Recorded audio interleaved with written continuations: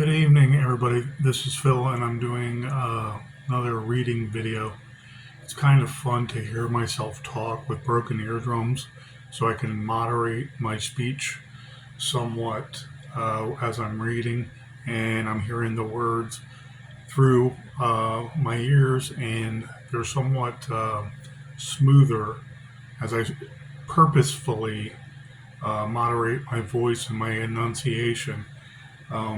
The poetry I write is not perfection, but I do love it, and it's expressionism, and it's perfect for me, and I hope you can enjoy it. I love wordplay. I love metering the syllables and consonants, um, basic poetry stuff in a limerick style. There's no rhyme or reason to it, so to speak. Sometimes where I can keep on going and I can describe a whole subject matter and a whole topic with basically nonstop rhyming words that are related to it. I confess I look up words too, and I look up thesauruses almost daily when I'm at work and I'm reading at my desk, and I'm just like, okay, interesting. There's other ways, other more beautiful ways to say things. So I don't feel guilty for it. Okay? I'm trying to make something rhyme, of course. You try to make what makes sense, what is fluid, what is fluent, what is, what I say, rolls off your tongue softly and explains something very sharply. Okay? Making a point. Something very understandable. It all explained in maybe one line or two lines. And I love the wordplay. I love mixing different words and the two-sentence rhyme scheme and making it a rhyme within each line. And then it works out, when it hits that mark. And it's easier to read. But at the same time, it's making your mind say, oh wow, there's a lot of flipperoo there. There's a lot of change, but it's still on point. And it makes the mind, my mind anyways, I want to say, it makes my mind say, okay, this is pretty ingenious. This is fun because you have multiple rhymes within two lines. Not all of it is limerick. Some of it is more ephemeral and natural and nature related. I love that. There's not much you can say about researching, excuse me, biology in general, plants, locations. What are they known for? Okay, maybe they're historical locations.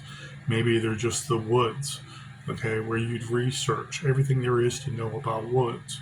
The different synonyms, the different antonyms, a purlieu as opposed to the woods, forest and whatnot. There's actually quite a few that relate to woodlands in general. So you have this natural, nature-oriented art also within a lot of poetry, and as a writer, you want to express yourself in so many ways where you feel comfortable, okay, doing a rhyme scheme. You feel comfortable doing prose instead of poetry. And it doesn't necessarily have to rhyme, because your words and your sequence of words and everything flowing together like nice, soft syllable sounds is headed towards the same picture that you envision. And that's what I'm trying to incorporate. Something about authoring is giving away a picture. Okay, it's not necessarily just for my own gratification. It's to show a picture that's so beautiful that people can enjoy, or people can sit there and be intrigued about. They can ponder that. And they can say, you know what, I know that poem. I remember that poem. I remember this individual really hit the mark with some things that were just so beautiful. And the best poets in the world blow me away. They blow me away because they know that trick. They know the word scheme, so to speak, is smooth, flowing like a wave. A soft wave that's going to wash you clean, and you're born again, and you wake up and you just say, "That was wonderful." I'm truly enlightened. I truly see and visualize that picture. As an author, authors love the digital arts. Excuse me. As I describe the digital arts, writing as digital arts, it's because we write digits in the form of letters, numbers, punctuation, grammar. Those words have sequences, and our mind reads them, and we develop a picture.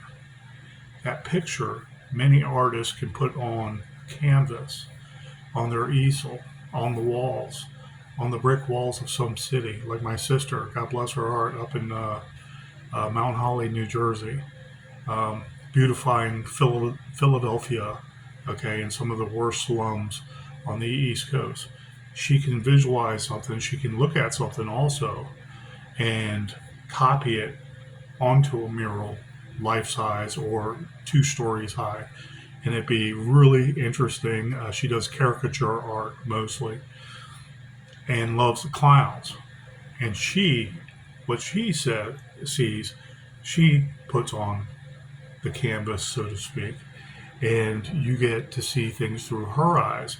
And people think, oh, that's really fascinating. Okay, that's deep, or that's really cute, or oh yeah, we're passing the same block. This block I lived my whole life, and there's a beautiful painting up on there with people enjoying their culture, people enjoying their harmony together, and it's all kinds of different people and what have you.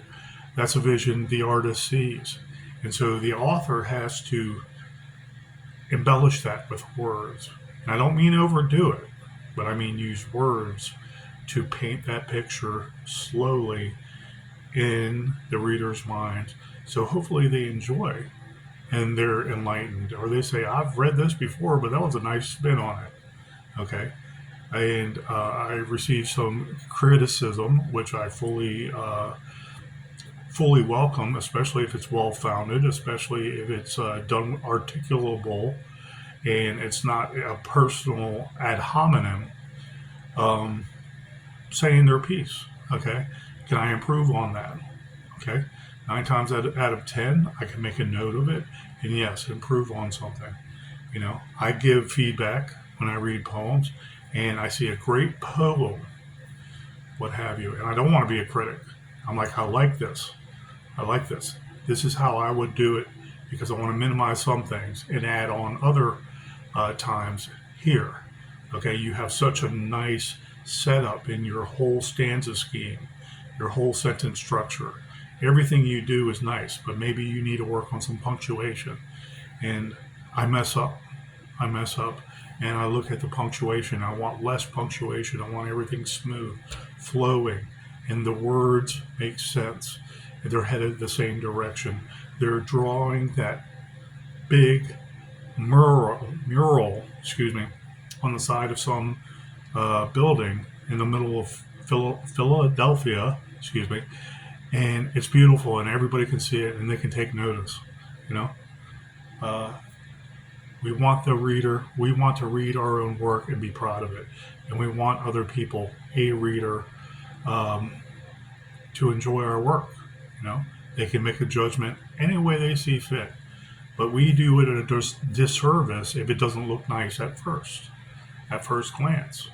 Okay, the punctuation is bad, or there's too much punctuation in there, or words are all over the page because it was designed that way to look a little chaotic. It's like, well, you're also, when you're being tricky like that, you also have to remember that readers are there to be enthralled, be entertained. So when they first see the work, it needs to be like a delicious dinner, a delicious dessert. And it's like, oh, look at that. Maybe I sit there and take a dab. And then that first taste with the first couple of words in the first line, I was like, well, we're on to something here. Okay, let me read more of it. And then the second line hits that person with a great rhyme scheme, and multiple interline, whatever you want to call it, intersectional rhymes within that two first lines, or, every second in twos lines that make these great sounds that resonate, and they build a perfect picture. They build the picture on the canvas in our mind's eye. I love reading poetry, and I love it when it hits the mark, and I can tell the person's intelligence level to certain degrees. I can tell that they're well versed, to coin a phrase, and they know the classic literature that is beautiful and it's on point, and it moves to the next line without any stoppages, without any hesitation. And dare I say, doing readings, I would love other people to read my work, because they probably read better, or they read aloud better than I do. They would probably do anybody's work more justice than I could. I would not want to read other people's work, I guess is what I'm saying. So, but I'm happy with my output. I'm happy with my expressionism, my art, my word schemes working together, my rhymes, my limericks, seeing a different kind of bizarre comedic way to explain something. I love comedy. Okay. I love bizarro comedy. And I don't try to go too far out there where it's constant gore. I said gore before. I don't know if the audio was bad, but it's called bore gore. Okay. Because I've read a lot of that in so much Facebook. I have seen stuff. People have put excerpts, and I can critique that and edit that too, with my experience. And there's certain degrees of separation where I would say I would not do that. One thing I would not do is bore gore constantly, because I'm reminded of the MySpace days. And there was a couple authors from California that they had some good, the whole book was nothing but bore gore. Okay. And they had some good paragraph structure, and some were better than others. And then it went into bore gore constantly. And it seemed more like a diatribe, a personal diatribe with one book I read. And I bought it, in the early 2000s. I bought it when I was in Pittman, New Jersey, and I was working on Below the Precipice. And I was like, no, I'm not going that route. I'm not going strictly bore gore. With Below the Precipice, there's plenty of it to go around. Okay? Well-founded, well led up to the plot, the mini plots, the chapters. The gore I had was exciting, and it was dreamscape. It was individual seeing this, and then he can actually interact within that dream world. And descriptions of that dream world I love doing to no end. And then fighting actual demons or actual ghosts that are cadavers of their previous self, but they're ghosts. Yes, there's going to be some carnage there. There's going to be skeletal remains. There's going to be tattered clothes and, frayed undergarments and what have you from the 1860s and 1860s and Civil War. And I love doing it. And I just wrote every night, and there was no stopping me writing and going from one dreamscape to another, or a whole chapter difference to another. And it was just within the mind of one kid. And then it turns out the people that really trust him, where he saved them in dreams, they are his best friends forever. And he gets to marry his dream girl that happens to be a couple years older than him as an aspiring kid. Got to read it to understand it, but I made it far-reaching, and that's why it's a mega biblion. He's in school. He has a large dysfunctional family. He's new to a newer neighborhood, where he feels like an outcast already, but his family is poor, and his family is in a dysfunctional period at the time. So why not everything go bad for him, and he succumbed to an injury, and that injury brings him to a different level of understanding about the afterworld and his seeing, his actually visualizing ghosts in general. I welcome a review of that and someone to do a reading, not a reading of it, but to review that on video and verbally say what they like and say especially what they did not like. I welcome that because I think people will say, that's a mega biblion, that's not a great evil. It's a great work, but not a great evil. Okay, I believe the saying is mega biblion, mega kakan. Okay, it's a mega biblion. It's my breakout novel, and I love it. So, anyways, I want to excel in poetry, and it's kind of like euphoric shots of whiskey that hit the spot.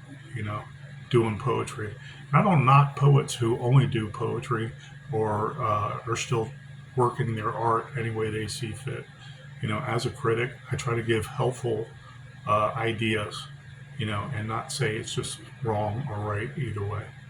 So before my mouth gets too dry after having a early morning coffee on my one night off this week, I'm going to read Buttercrunch.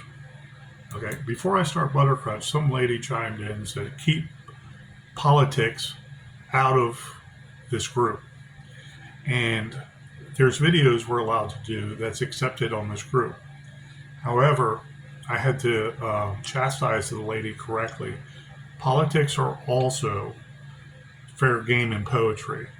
And if we talk about our experiences and how some politics went south and harmed people, that's fair game.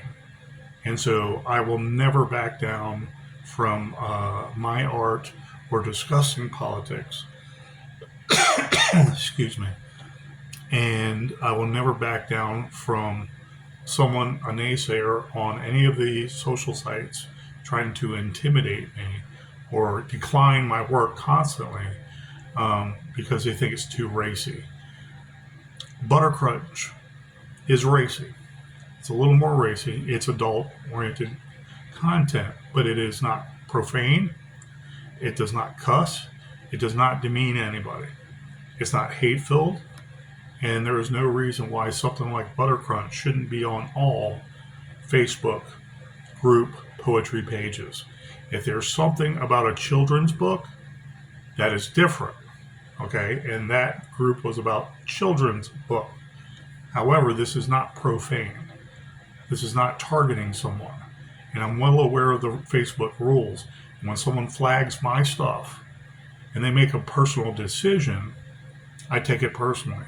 Because I've been harassed before on MySpace, when MySpace first started, all the way to its demise in 2010, 2011, when Facebook was becoming mainstream.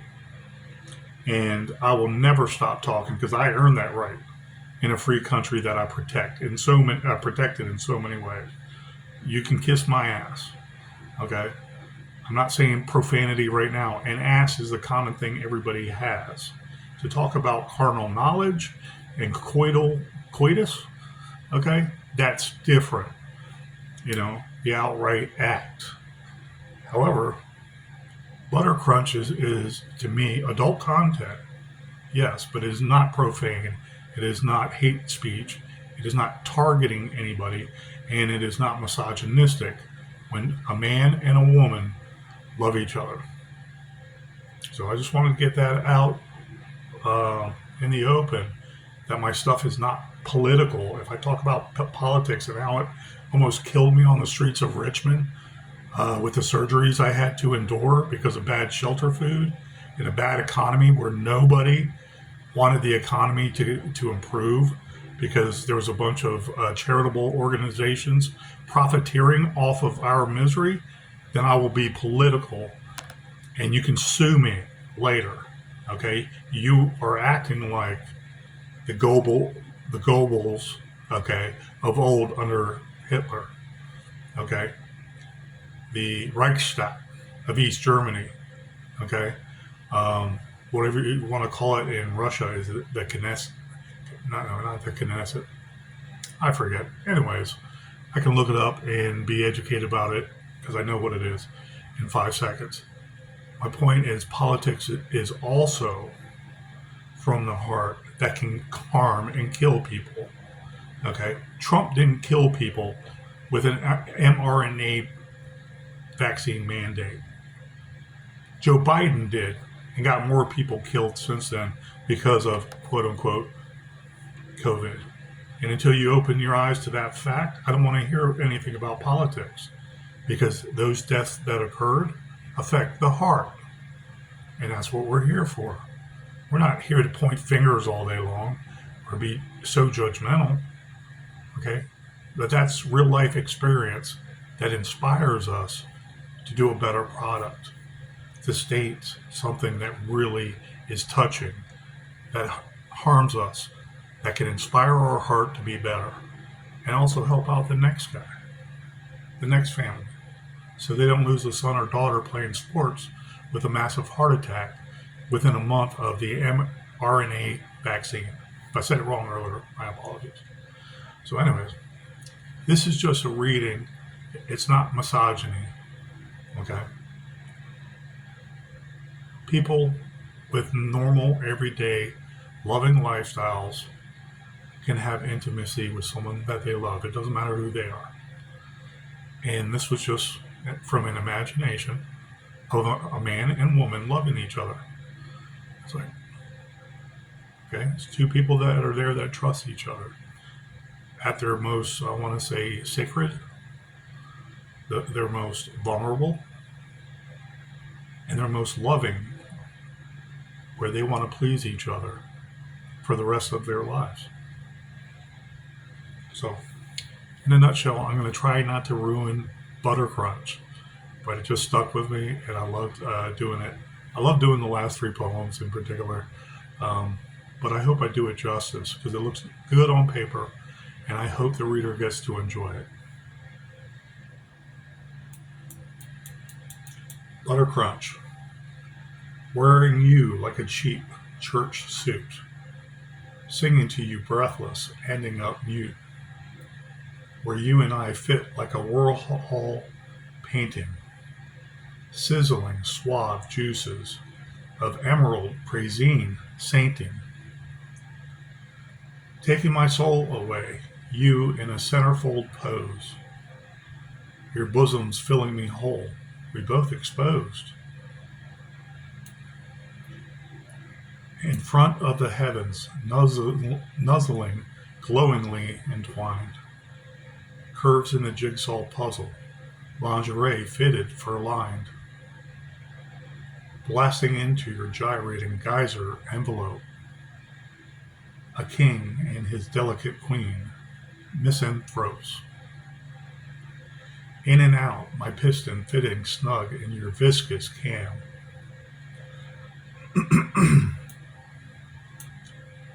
Two lovers twisted, leg locked into the late AM, grabbing mine, injecting my throttle in between your thighs. Overflowing love out of a genie's bottle, true and tried. Shangri-La peaks, convulsing in a 1-2 punch. Holding off, suckling your drizzling buttercrunch.